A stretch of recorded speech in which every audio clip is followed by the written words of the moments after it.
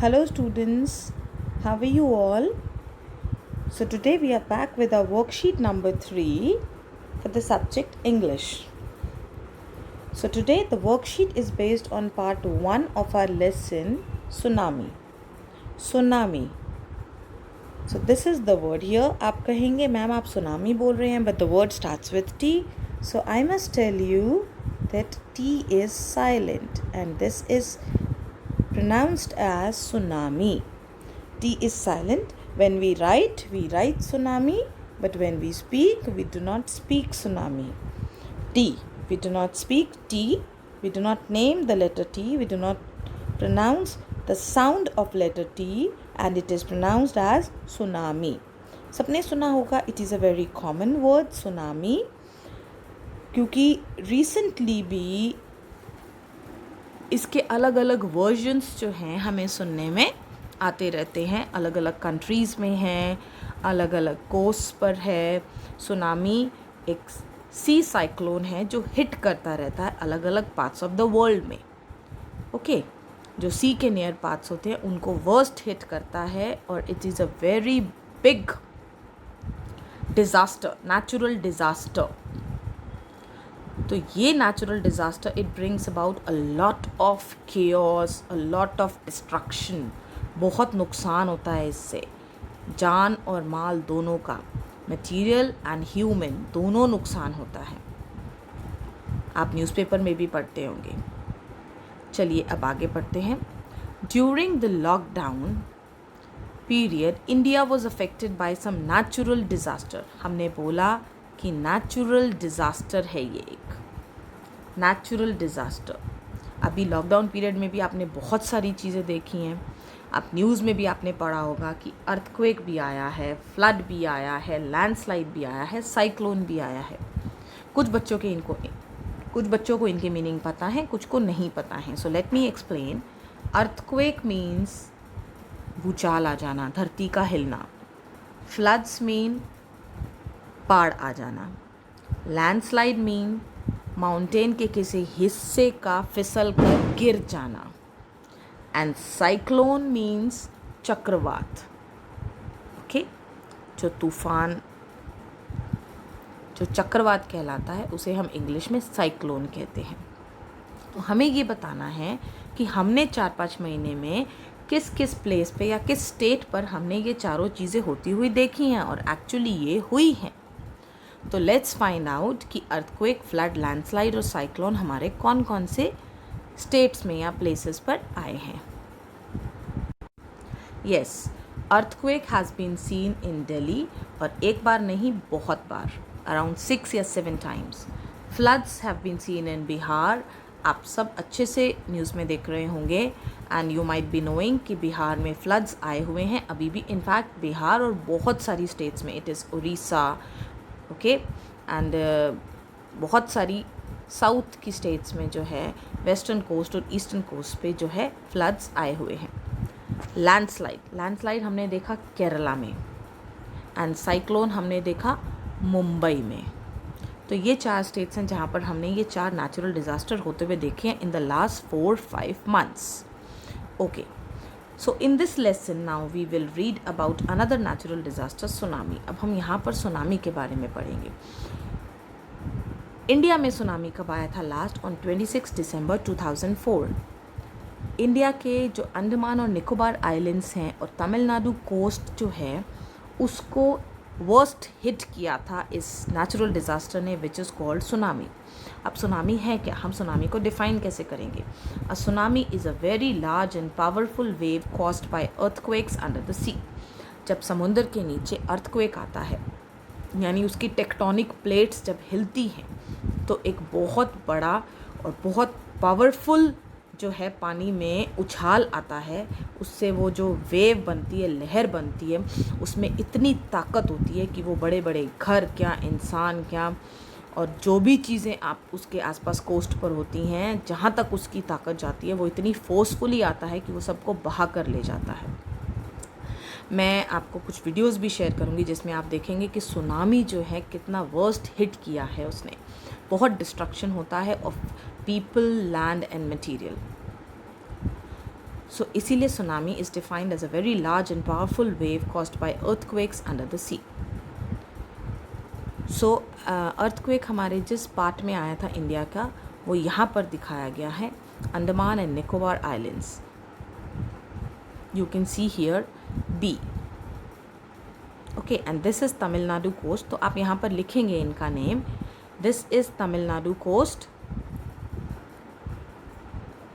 यहाँ पर आप तमिलनाडु कोस्ट लिखेंगे और यहाँ पर आप लिखेंगे बी, जो है ये अंडमान एंड निकोबार आइलैंड्स हैं. सो आप यहाँ पर यहाँ से इनकी स्पेलिंग्स देख के you will write. Okay, now we have to read this passage from page number 25 and 26 of Honeydew book. The tsunami caused huge destruction and loss of life and property. Here are some stories of courage and survival.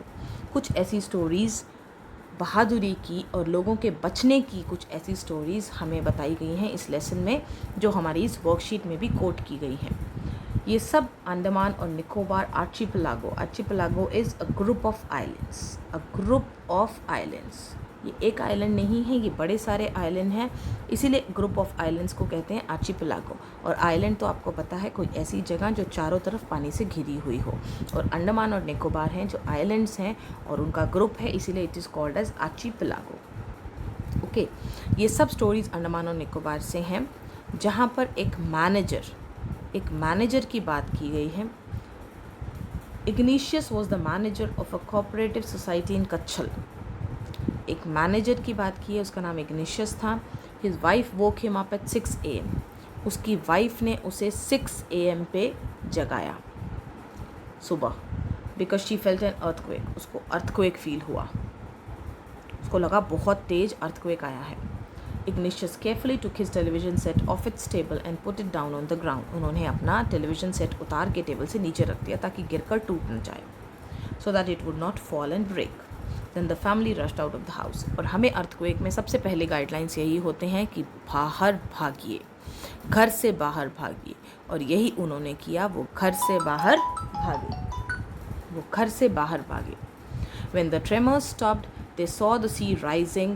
In the chaos and confusion, 2 of his children caught hold when the tremors caught hold of the hands of their mother's father and father's mother.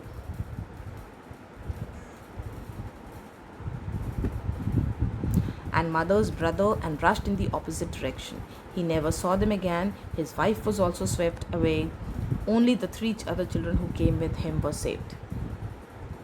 जब झटके यानी tremors रुके तो उन्होंने देखा समुंदर जो है वो ऊपर उठ रहा है. Kachal, it's a place in Kerala.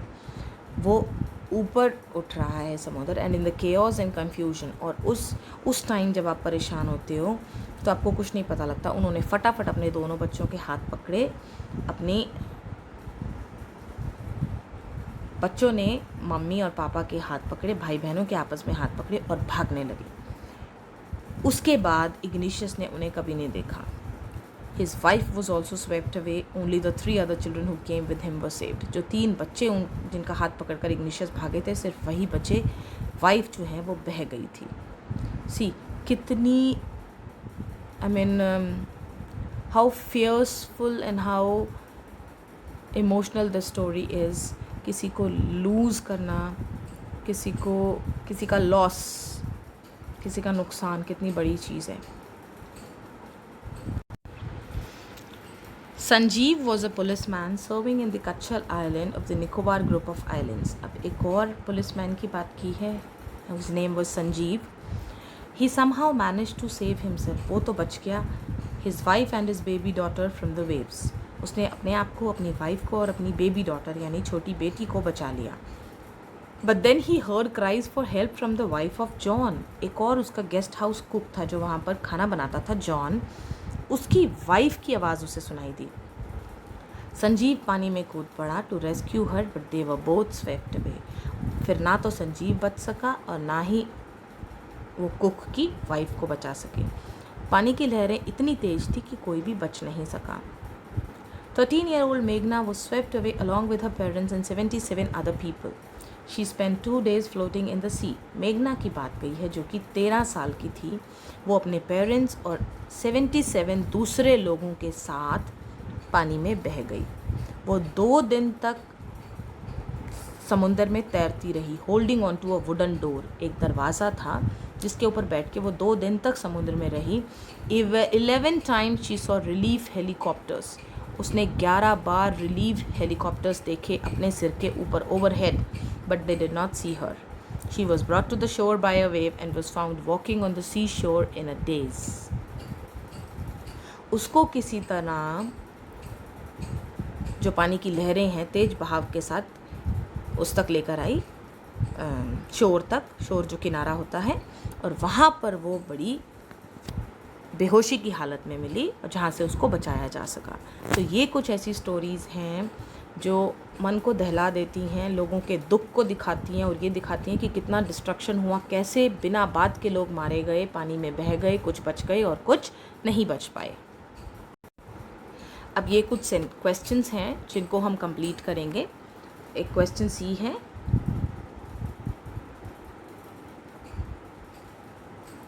One is question C and one is question D.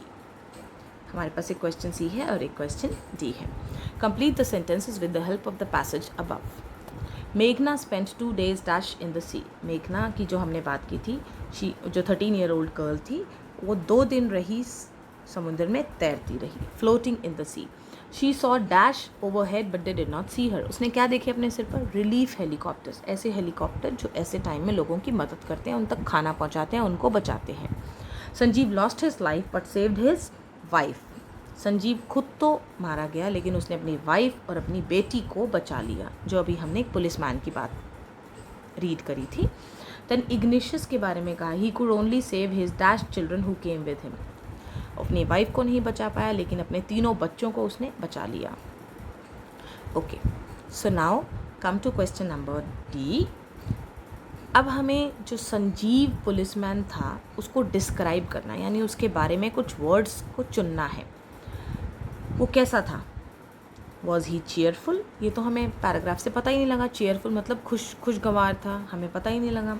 Was he brave? Yes, ये यहाँ पर लिखा हुआ है। Was he careless? मतलब वो किसी चीज़ पे ध्यान नहीं देता था। No. Was he heroic? Yes. Was he selfless? यानी उसने अपने बारे में कुछ नहीं सोचा। यस।